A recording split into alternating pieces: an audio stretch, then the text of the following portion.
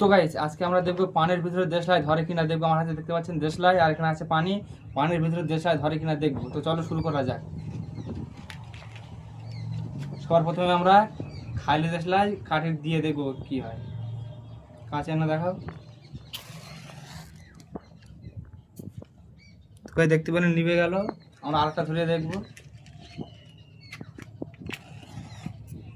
তো গাইস এটাও নিভে গেল। এবার আমরা দেশলাইটা পুরো পানির ভিতরে বুড়িয়ে ধরিয়ে দেখবো ধরে কিনা।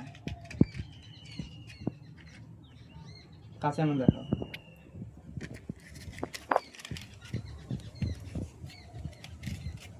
তো গাইস আমরা পুরো বুড়িয়ে দেবো, দিয়ে তোলায় ধরে কিনা দেখবো। আর কাছে না দেখাও।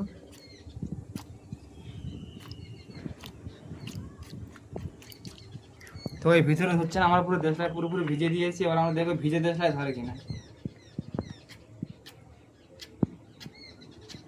তো দেখছি ভিজে দেশলাই পুরোপুরি ভিজে দিয়েছি গাইস, দেখতে পাচ্ছেন পুরোপুরি ভিজে দিয়েছি। তো দেখবে ভিজে দেশলাই ধরে কিনা।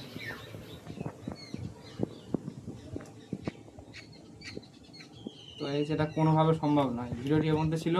আর আমাদের চ্যানেলে 1 মিনিটে কত তার দেশলাই কাঠি ধরানো যায় একটি বড় ভিডিও